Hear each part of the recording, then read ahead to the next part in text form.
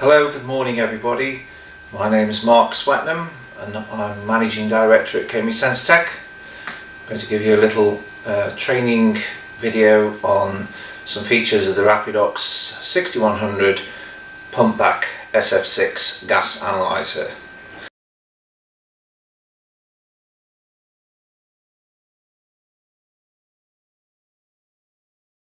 Okay, so one of the first things we're going to do is a line purge. So the analyzer's been switched on for a few minutes, warmed up nicely, and a very important part of the analyzer is the sample hose. So this has got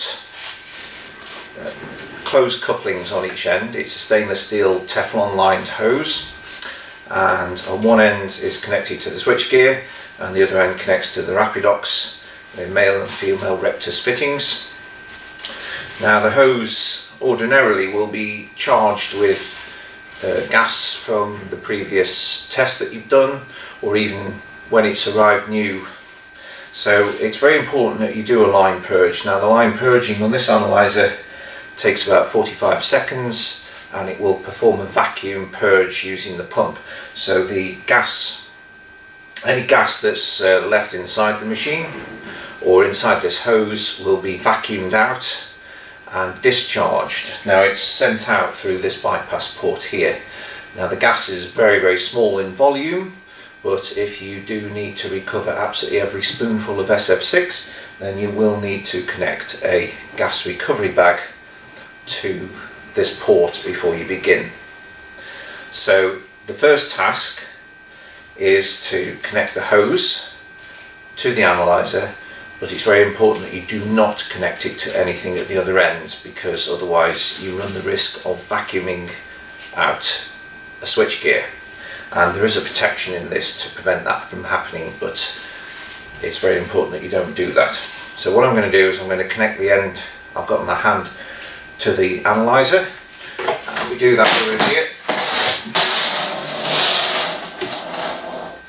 And you use both your fingers and you just pull the collar down and insert the rectus coupling. So now I've got the analyzer ready for a line purge. So to perform a line purge, we've now got the sample hose connected to the analyzer but not connected to anything else. So I simply press line purge, to which I get a message reminding me to connect a gas recovery bag to the bypass port should it be required. Press OK.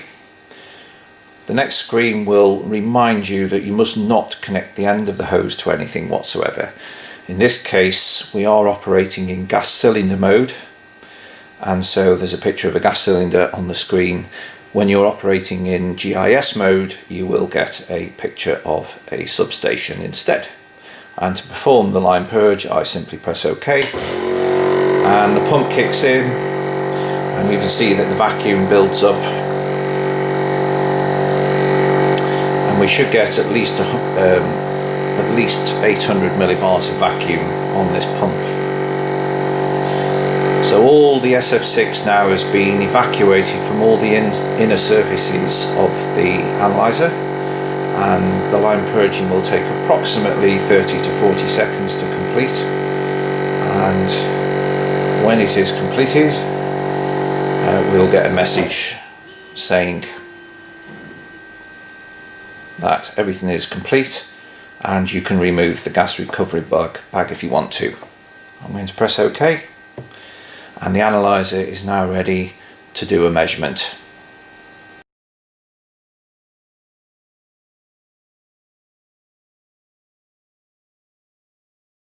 So I have now completed a line purge on this analyzer, and it's ready to do a test. Now obviously it's very difficult for me to demonstrate a test inside an office like this, so what I'm going to do is I'm going to do a test on a gas cylinder instead.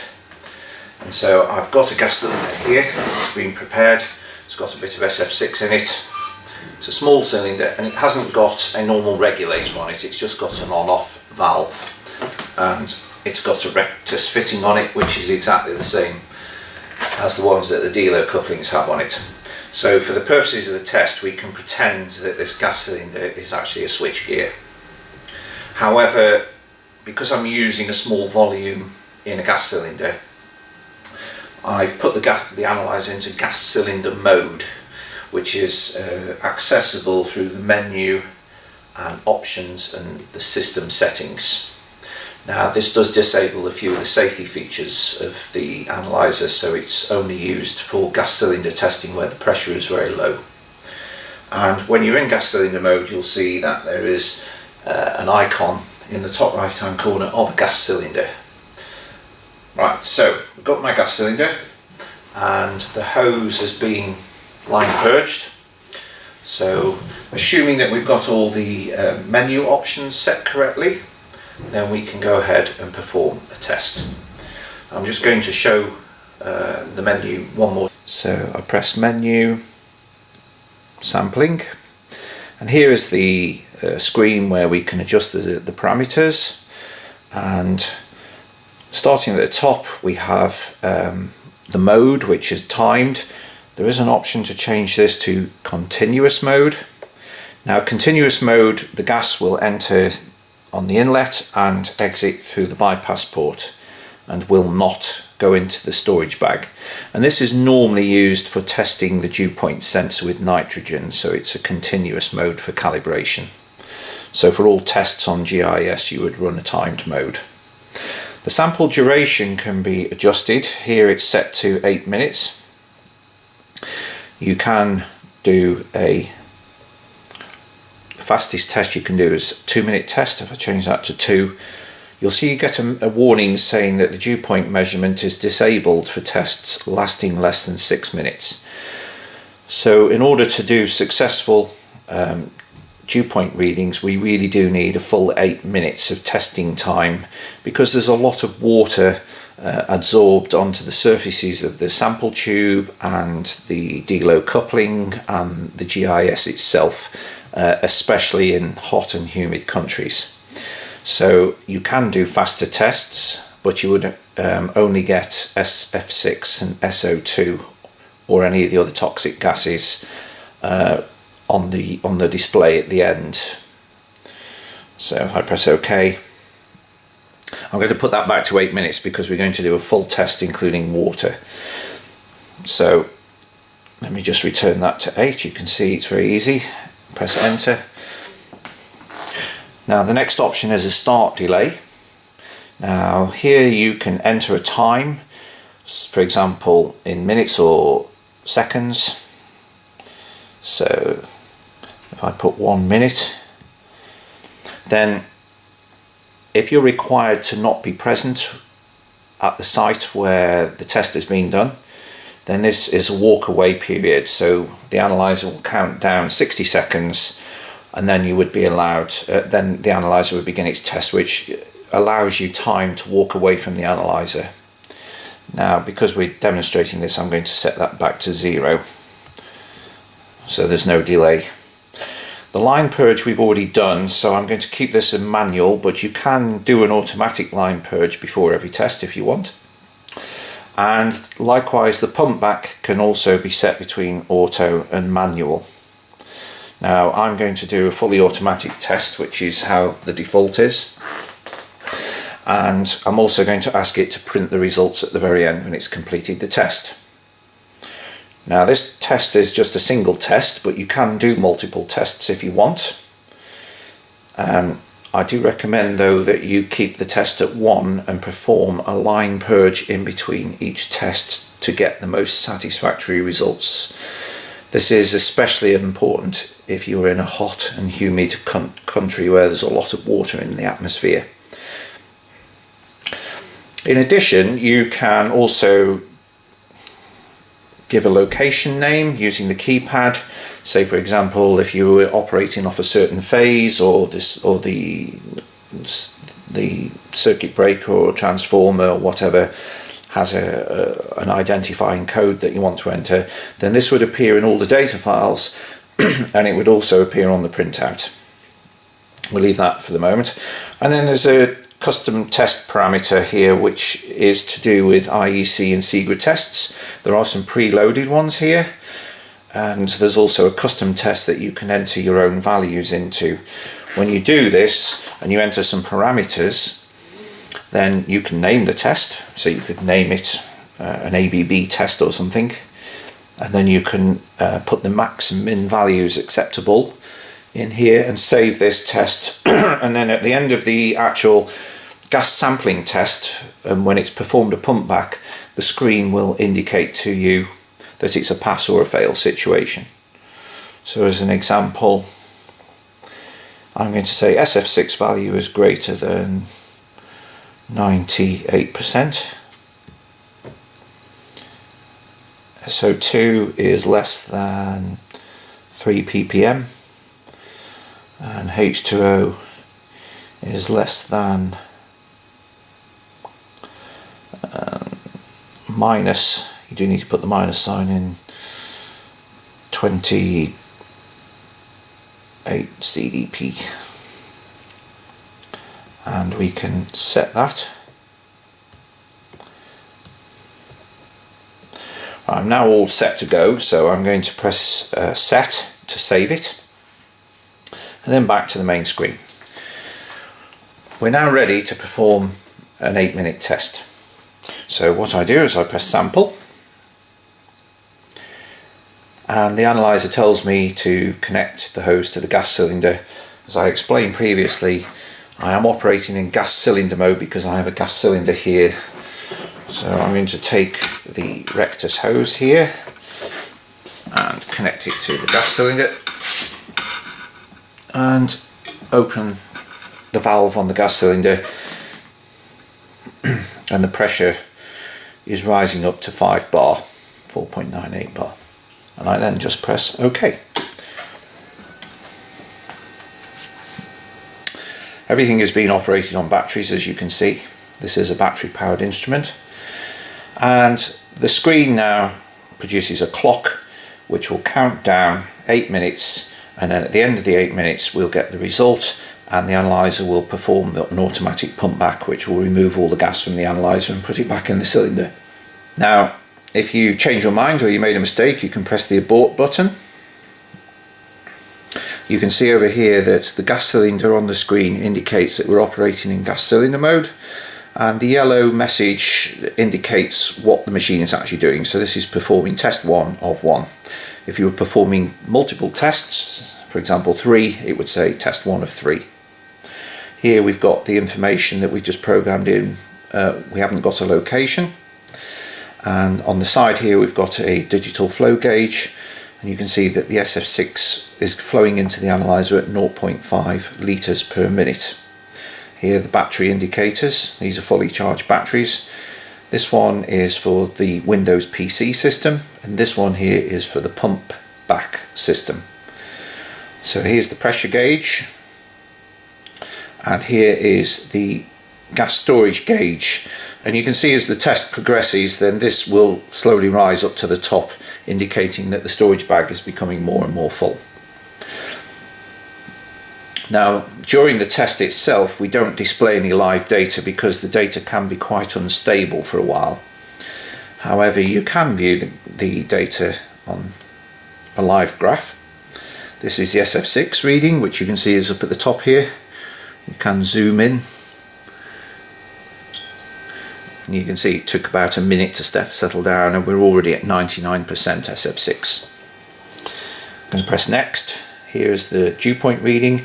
The dew point reading takes a while to settle down, and to produce the correct reading, as I mentioned before, you do need the full 8 minutes really to get the reading dry enough. Next. This is the SO2 reading, which is 0 ppm because there's no SF6 in this bottle. And finally we've got the gas pressure of the cylinder, and this is very slowly dropping, as you would expect, as the gas is removed from the cylinder. So I shall now press escape and come back to the menu. So we'll let this run for a little bit and then come back and see the progress at the end.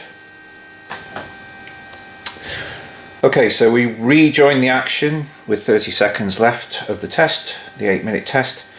You can see that the gas storage bag now is starting to get full. It will turn red after it's turned yellow, so there's nothing to concern yourself with. And when this is finished, when it countdowns to 0, then the pump will cut in and we will get to see the results on the screen. So we'll just let that happen.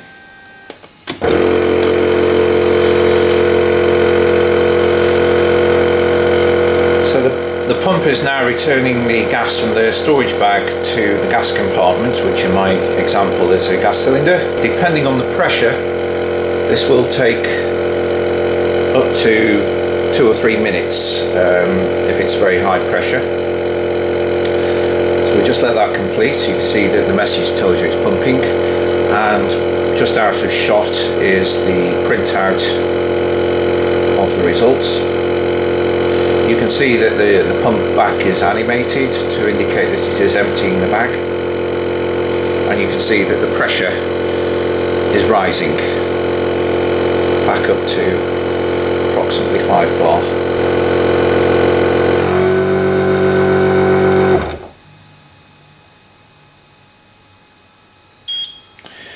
Okay, so the test is now finished and you get a message telling you that it is safe to disconnect. So I'm just going to disconnect the gas cylinder and remove the hose. So the hose is now removed again. And I'll click OK. And here we see the results. So we've also got a printout here of the results, as you can see. And we've got 99.2% SF6, which is a pass according to my test. H2O was minus 28.1, which is a pass according to my test. SO2 is also a pass at 0 ppm. So the pass-fail criteria are shown on the screen as well. And if you want to view the live data, then we press here. You can see a live graph, the graph of the SF6 for the whole 8 minutes. You can see that the reading was pretty stable even after 2 minutes. So it is possible to get very good readings after only 2 minutes for SF6. The water reading, as you can see, does take a little bit longer to settle down to give you an accurate reading. SO2 is 0 along the bottom because there's no SO2 in this gas, and the pressure reading is dropping slightly, as you would expect, as the gas cylinder slowly empties. Okay, and that is a test completed. So to now do the next test, we would then go to the next location, and then I'd begin the cycle again of doing a line purge first, then connecting the hose to the gas compartment and repeating the test. It's only necessary to press sample from now on, and all the tests that we've set up are remembered until the user reprograms the machine again. If you want a reprint of the printout, you can just press print. And if you want to change any of the parameters, this is in the menu system, which also includes the data logger. So if you want to review some data from the previous day or previous morning or something, then you can do a live on screen view, and I will demonstrate that in the next video.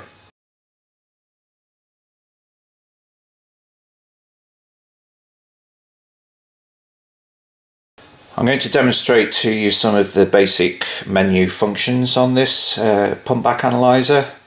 These are all accessed using the soft key menu from the main screen. Just tap there, and we have some options here, as you can see: calibrate, data log, auto abort, sampling, set the units, date and time, password, and then another menu which has got some more system options such as changing the language, the brightness, running diagnostics and the colour of the screen, etc. So we'll start with the data log side. So if you want to review any data while you're out in the field, don't forget that you can transfer the data onto a memory stick using the USB port on the side of the analyzer. But to actually view them on the screen itself, then if you press data log, and this will show you any files saved in a week. So if I press today, which is the 16th of November, you can see we get a single icon. Just tap on that and it will tell me that there's 2 tests being done today. So I'll press go, and these are then listed on the next screen, and you've got a couple of options here. You can show the results, and you can also reprint them, and you can also view the graph. So I've just managed to reprint the first one, and 99.8. If I tap on the second one and reprint. So the gas analyzer stores indefinitely test results as at least a year's worth of tests, even if you did use the analyzer every day. So these are very similar results. Now you can see at the top it says if there's a star there, then there is a summary available. All that means is that it is a successful test that has got real data in it. So for example, if you aborted a test, then that data would also be here, but you would not have a star at the end, so you wouldn't have a complete set of results. Now before I do any graphing, you can choose which gases, so if you don't want the gas pressure on the graph, then say no. And then if I select the one done at 7:31 this morning, we press graph sample, and it does take a moment to redraw, but you can see that you get the data of all the gases including SO2, which is down on the bottom in yellow, and so you get a visual appearance of all 3, or up to 8 gases actually if it's an 8 gas analyzer. If you press next, you'll get the individuals. So here's the SF6 reading, here's the water reading, and finally the individual SO2 reading, and it goes back to the all 3. You can also show results, which is a screen version of what you get on your printout. So if I select the top one and press show results, you can see on the screen now it gives you a summary which you can then print. And if there's lots of tests done in a single day, you've got up and down buttons to find the file of interest. And that is the data log function of the analyzer. The next thing I'm going to show you is the auto abort function.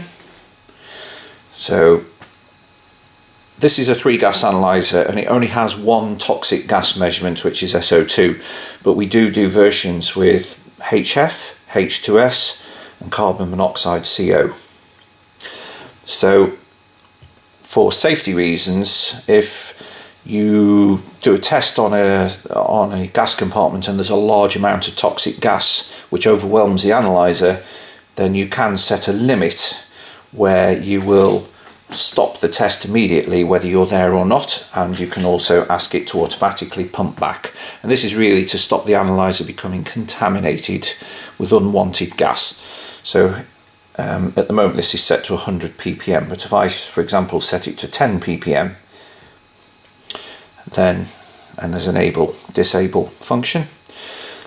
So the SO2, if we get a reading that goes above 10 ppm during a test, then in this situation the analyzer will stop and it will automatically pump back without your permission. So it will reject the sample before any damage or long-term contamination happens. And so this is a particularly useful function which the user can adjust themselves. The default as it leaves the factory is the full scale of the sensor, which in SO2 is 100. Press set to save, back.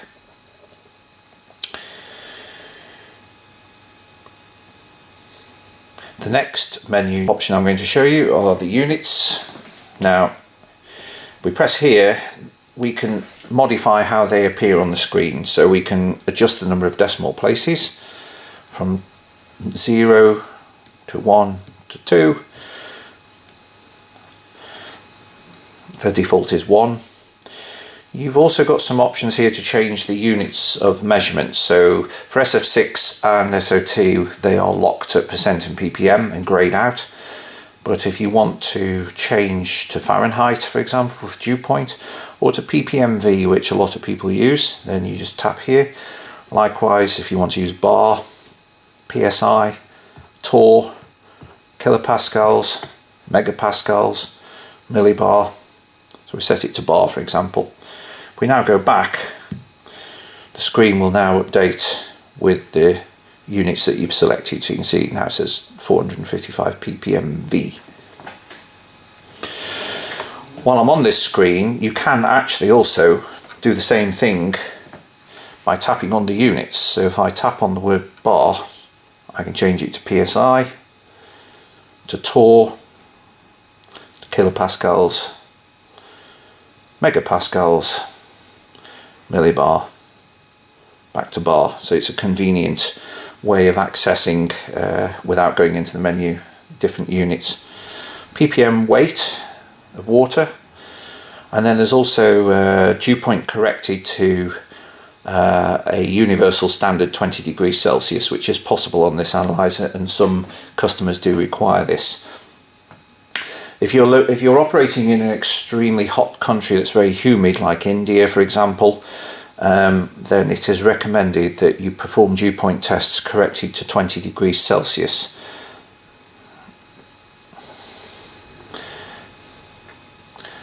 In this room here, where the temperature is not far off 20 degrees, then there will be very little difference in the readings. Okay. Come back to the menu now. So the next option on the list is the date and time. I'm going to skip the sampling because I've also already discussed that in detail in the previous video. Press date and time. It's pretty obvious what you need to do here if the date and time is wrong. Now these are sent out of the factory, set to your time zone where this analyzer is to be shipped to.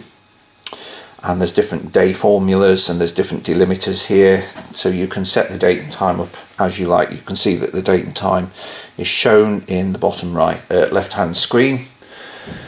It's important that the date and time are set correctly for data logging purposes.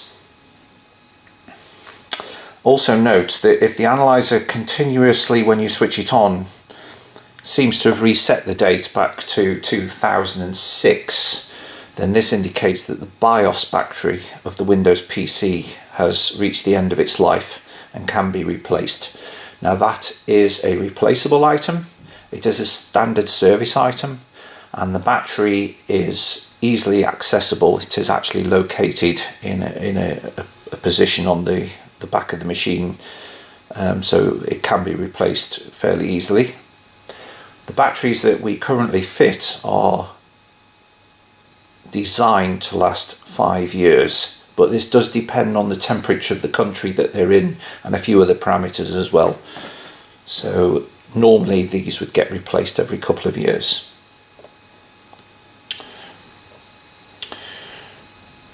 Okay, next menu I'm going to show you is the password menu, which is quite important. You can see from this screen that a couple of the menus have padlocks on them, like the Calibrate menu, for example. So if the Calibrate menu has got a padlock on it, then it means that you need to know the password to enter it. So I will deal with calibration in a different video, by the way. So we press the password menu and it asks you for an admin password, which in most cases is set to the factory as 888848. Press enter. And we are now allowed to reset or change any of the passwords. So you can see at the moment that the user password on this machine is set to 1234. The admin password is 8888. These can both be reset by the administrator. And we can set some of the important menus to be password protected. So for example, if I want the auto abort to be a user option for password. If we now press set and back, we'll see that the auto abort now has a padlock on it. Now the next menu I'm going to show you is the options menu. Now this is subdivided. So the first menu option is data transfer. Now the data transfer menu is greyed out because there is no memory stick in the side of the instrument. You need to install the memory stick. So if I just get one.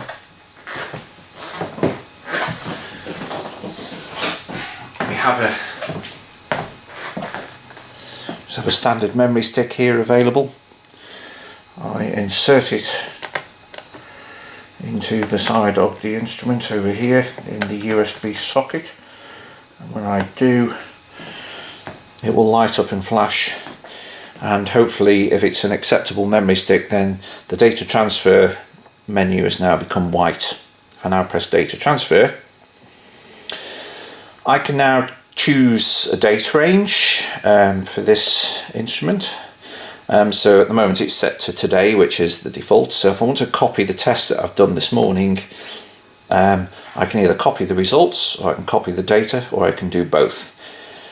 If you're sending data to Cambridge Sensitech for analysis, I need you to press the copy data button, which is what I'm going to do now. So I press it, and it's quite fast, as you can see, and it now says USB drive is safe to remove. So I shall now pull that out. And this memory stick now contains a CSV file which I can open Microsoft Excel and have a look at the readings. Language.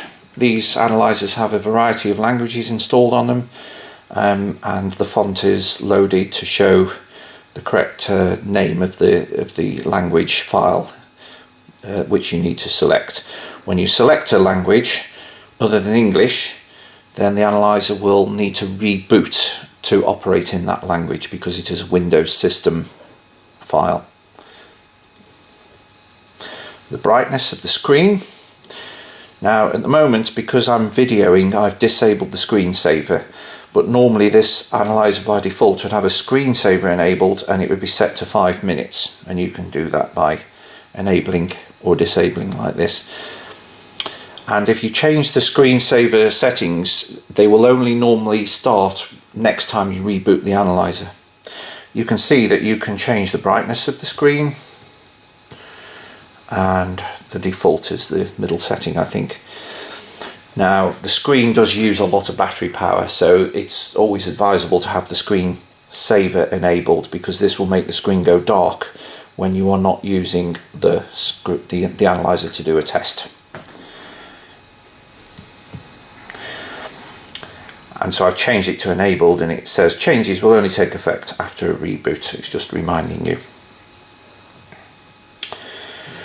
Okay, I've got screen colour. You can change different colours, which is instant if you like. That's the blue. The black and white is quite good for videoing purposes, so we'll leave it as it is. The diagnostic screen is very useful. So this has live information from parameters on the circuit boards and the data. If you insert a memory stick into the port again, you can save the diagnostics. So let's just check that works. I shall reinsert the memory stick,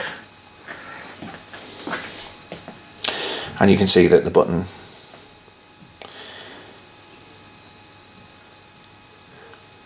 goes white, and I've pressed save, and it's now copying diagnostics onto the data file.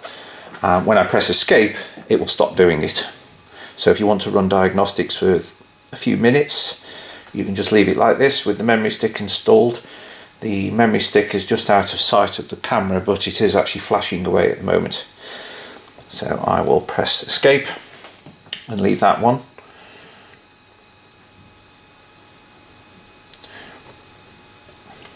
The restore button is to be used only if something very strange has happened to the analyzer and we advise you to restore it.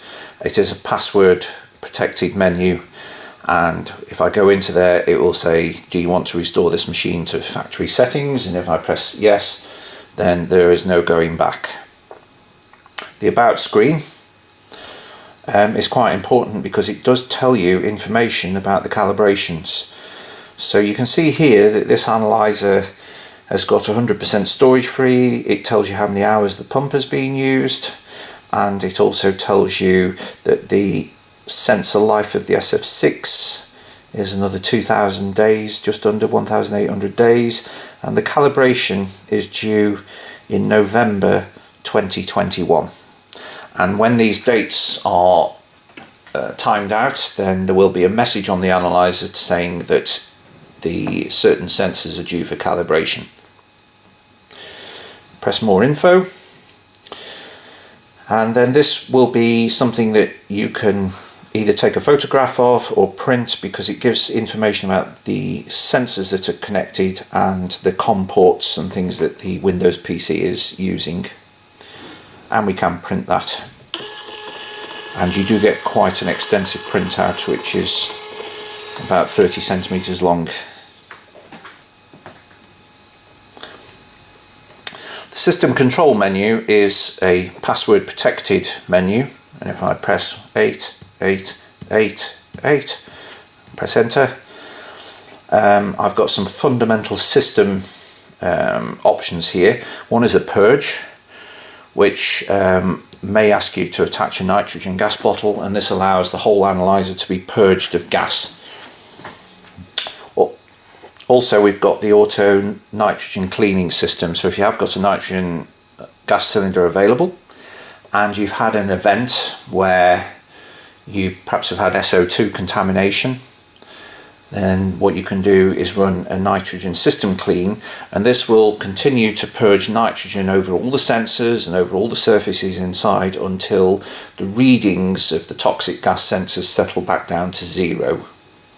And this is quite useful because some of these gases are quite sticky, for example HF, and it does take a lot of purging and drying to get rid of them. One of the things you can do on this is display the balance gas, and also you can see that we've got the gas cylinder testing option here. So I'm going to set that to no, because this is not normally how you should operate the machine. It does disable some safety features. I can say yes there and then press set, and you can see that the analyzer requires a reboot to display the balance gas.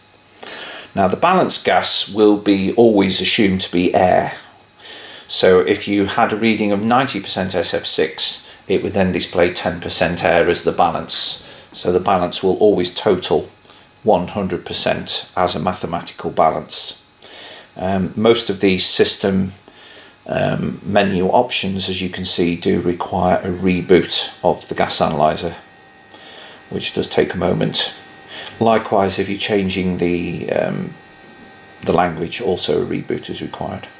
So you can see that the screen has reorganized itself to now show a balance gas, which isn't a default feature, and it's nitrogen.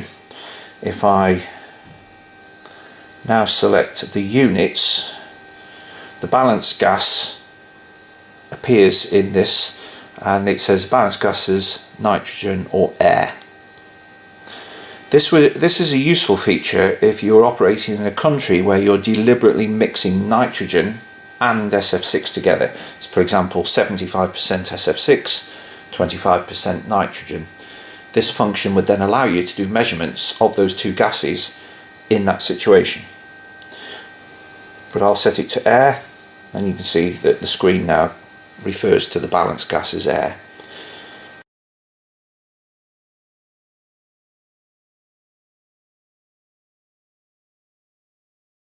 I'm going to show you how to do a in-field span calibration of the SF6 sensor, should it be required.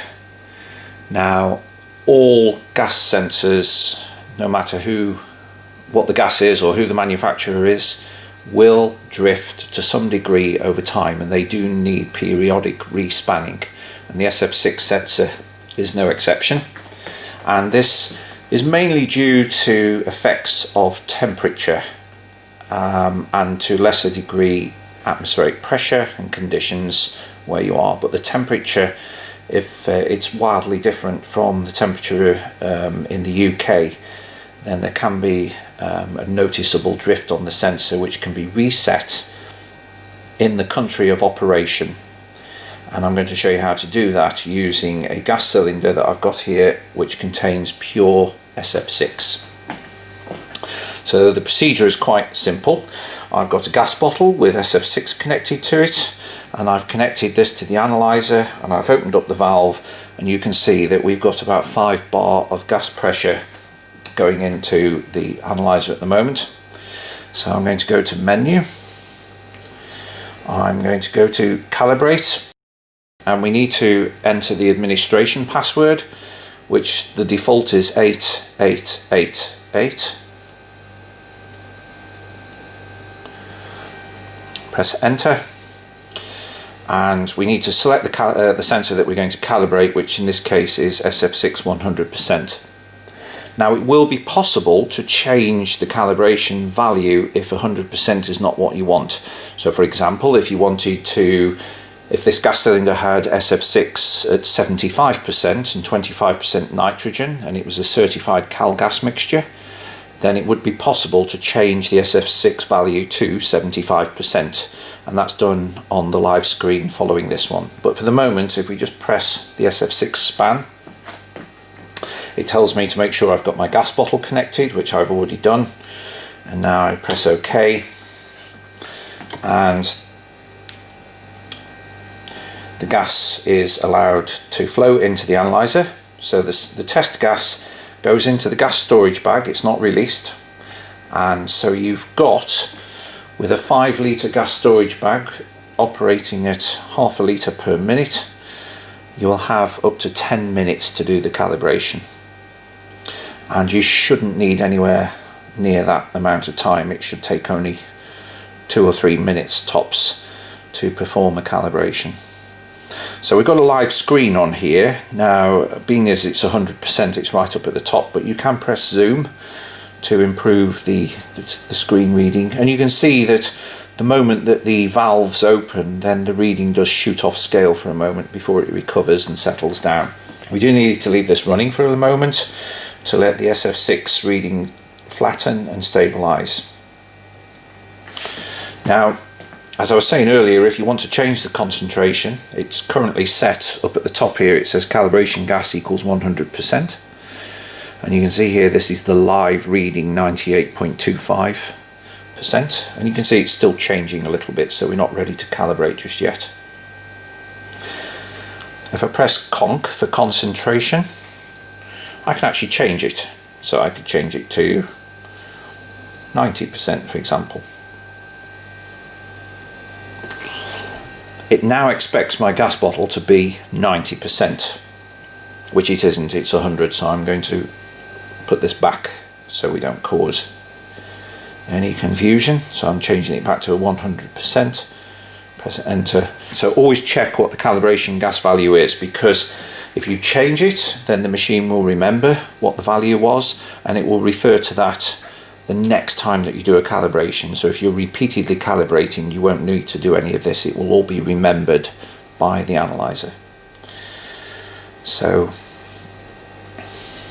at some point this reading will become relatively flat, and this is a very, very focused scale.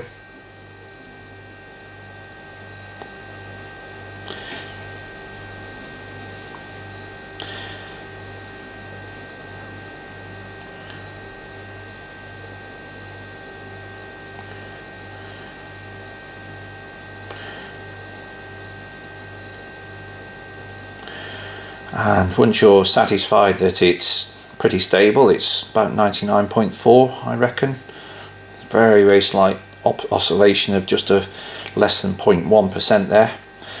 When I'm ready to press calibrate, all I do is press the calibrate button, and the analyzer will then save the value. And if you watch the screen, you'll see that it will press OK. It's now reset it exactly to 100. You can see that the real reading will go over 100 just as much as it will go under 100, and the analyzer is accurate within approximately 0.5%. So I'm going to carry on watching it, because if it looks like I've done it too soon, maybe I can press calibrate again, and this time we're there or thereabouts at 99, 100, 99.9 is a pretty good calibration. When I'm finished, I'm just going to press back, and it tells me that it's now safe to disconnect the hose from the gas bottle, which I shall do. So I've switched off the gas bottle, removed the hose, and the calibration is now complete.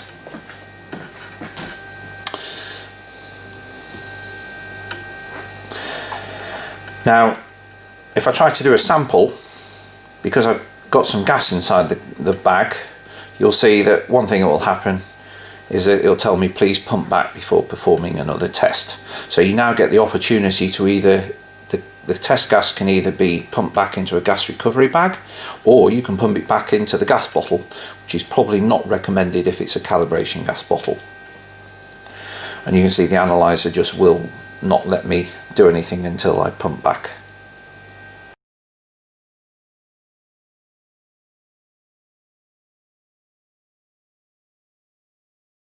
So if you ever need to reset a calibration with an existing calibration that somebody else has done, or it was done on a previous day, for example, then that is possible. So I'm going to press calibrate, put the password menu in.